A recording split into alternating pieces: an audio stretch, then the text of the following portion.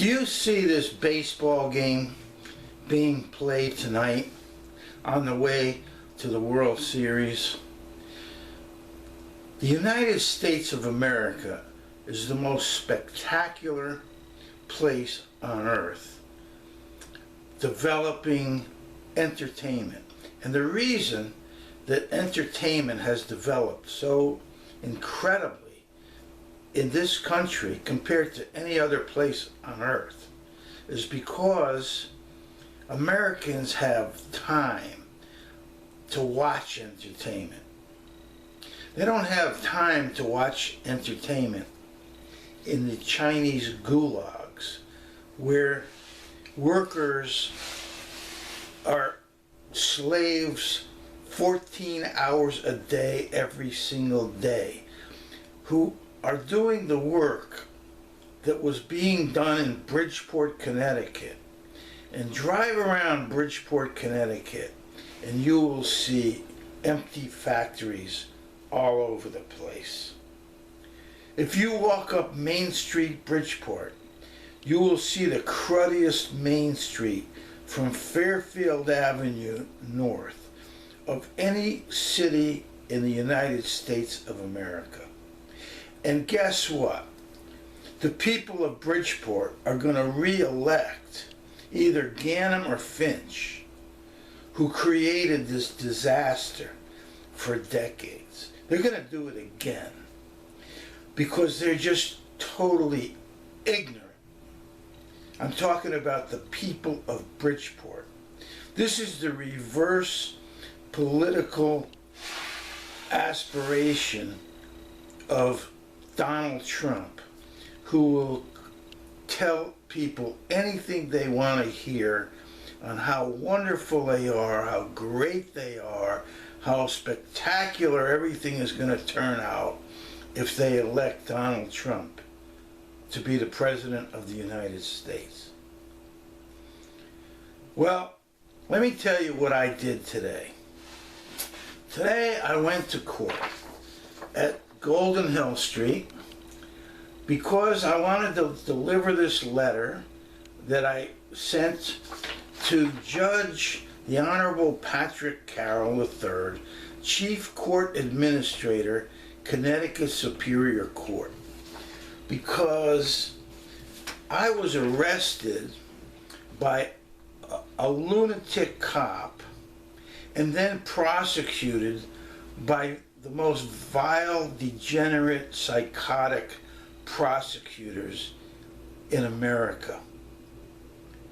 And they think they're actually going to get away with it, but believe me, they have no clue about what's going to happen here. So I filed this interlocutory appeal. In case you're wondering if I know what I'm doing, this is another appeal I filed against Judge Bellis in a civil case. So anyway, after I got done speaking to the clerk at the Superior Court on Golden Hill Street, I decided to sit and watch some cases. And I watched a judge destroy a black family who happened to have a little argument. And he was threatening to put this man in prison for 8 years. He had him sweating bullets. His wife said, "I don't want to prosecute my husband. I was wrong. I made a mistake." But that didn't matter because they think, they meaning the prosecutor and the judge, believe they're in cahoots. The judge has a job that's supposed to prevent this type of thing. They believe they win every time they get a person who isn't guilty to plead guilty. They think that's a win. So anyway, I filed this letter with the clerk because they're sitting on my interlocutory appeal, because the judges that I've already come in contact with since the beginning of this case have violated my Fourth Amendment and my Eighth Amendment rights. So I'm not going to just sit there and let this proceeding go on. And believe me, there isn't one attorney in the United States that would file an interlocutory appeal about anything. So I just want you to know that if you elect me the mayor of Bridgeport, I am going to do something about these court proceedings that are taking people who aren't even anywhere near being criminal. When you just have an argument in your family between a husband and a wife, that's hardly a crime. So to put a man in jail for 8 years, to threaten him, and then take a guilty plea because he's shaking in his boots, and make sure he gets a criminal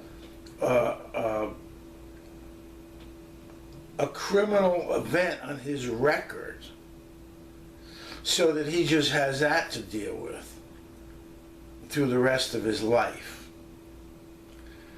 You see, this is not the way to have a city run.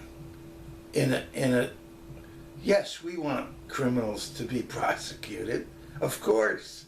I'll be the first to absolutely guarantee anybody that commits a real crime in the city of Bridgeport needs to pay a severe price. A severe price. I don't care who his lawyer is. But anyway, these public pretenders that are involved in these court proceedings are there to assist the prosecutor and the judge to get the innocent defendant to plead guilty. That's what they're there to do. They think that's a win. And believe me, I have experience through many years and sitting in courtrooms like I did today.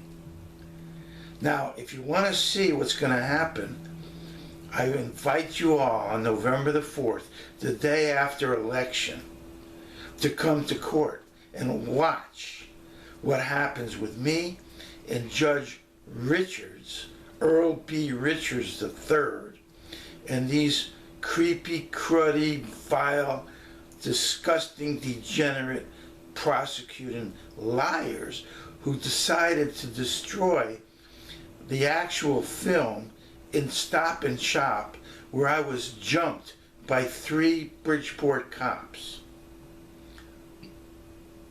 They destroyed that film. In fact, there was a court order because I filed a motion to the court to preserve the film. And so now we're at a point where they want to discuss the court order that told me to get a drug test. Mind you, I went to Stop and Shop to buy milk, ribs, and some lox for a bagel. That's all I did. Okay?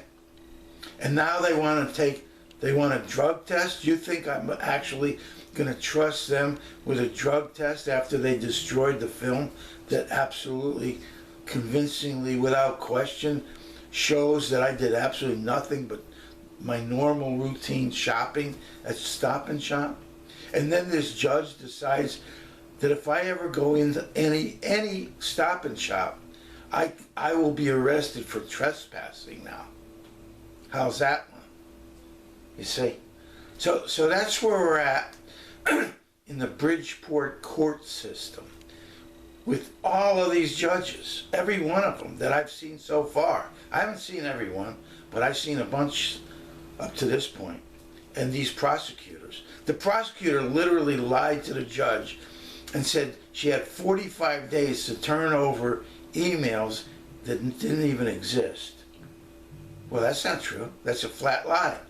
So is this judge too stupid and ignorant to not know that this prosecutor just made up this lie about a 45-day deal for her to turn over the emails and the film, and then actually destroy the film and send some pages, they're not even emails, because I never sent an email, to Pastor, what's his name, Charlie Stallworth at the East End Baptist Tabernacle, who literally hired this off-duty cop, Reed, R-E-I-D, to come to his church and have me arrested after I was actually invited by the church to come to the church. You see, they sent me a Facebook announcement. Come to the church, call up and make an appointment. Okay? And then we'll have Reed have you locked up. And then when Reed is working over at Stop and Shop, he'll have you locked up again when you walk in the door. After you finish shopping and pay for your stuff, 3 cops came because Reed called them. They were there this quick and jumped me right under the cameras. But what good are the cameras if they're going to destroy the film? You see? So you see, they've been using these films over and over again. I mean, God knows how many hundreds or thousands of times when they catch shoplifters, or they catch an employee stealing money out of the till. That's what those cameras are for. But they're also there for exculpatory evidence in this particular case. I just want you to get an idea of what's going on. So you have a chance for a really good government by electing me mayor on the 3rd of November, that you have to actually write in my name, Steve Miller. I'm a write-in candidate on the ballot, and elect me the mayor of Bridgeport. It's up to you. And thank you for the opportunity to hear me out.